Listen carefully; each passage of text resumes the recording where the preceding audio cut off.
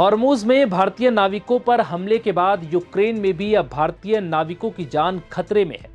जी हां, यूक्रेन में चोर्नोमॉर्स्क बंदरगाह पर एक जहाज पर हमला हुआ है, जिस पर करीब 13 भारतीय सवार हैं।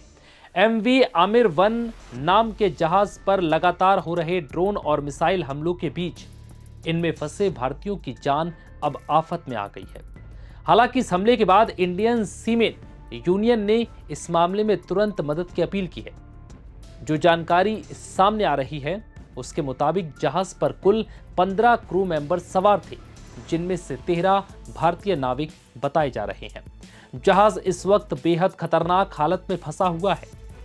जानकारी है कि जहाज के आसपास लगातार ड्रोन और मिसाइलों से हमले हो रहे हैं, जिससे जहाज पर सवार सभी लोग खौफ में हैं। हालांकि अब तक जानकारी सामने नहीं आई कि इस जहाज पर हमले कौन कर रहा है।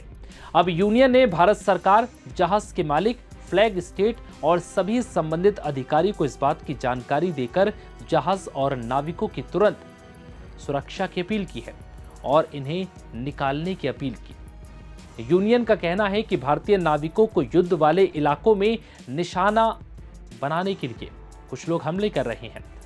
जल्द से जल्द किसी भी हाल में हमलों को बचाया जाए और जितनी जल्दी हो सके इस मामले में कार्रवाई की जाए।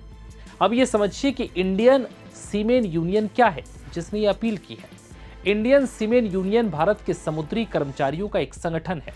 ये जहाजों पर काम करने वाले भारतीय नाविकों और समुद्री कर्मियों के अधिकारों, सुरक्षा, वेतन और कामकाजी परिस्थितियों से जुड़े मुद्दे उठाता है। मुख्य रूप से इसका काम भारतीय सीमेन के हितों की रक्षा करना, वेतन, अनुबंध और काम की शर्तों को लेकर जहाज मालिकों और कंपनियों से बातचीत करना है। विदेशों में फंसे भारतीय नाविकों की मदद के लिए सरकार और संबंधित एजेंसियों से संपर्क साधना भी इनका काम है। इसके साथ ही सड़क दुर्घटनाओं, युद्ध और संकट की स्थिति में क्रू की सुरक्षा करना और उन्हें लाने की मांग उठाने समेत कई बड़ी जिम्मेदारियां इनके कंधों पर होती हैं।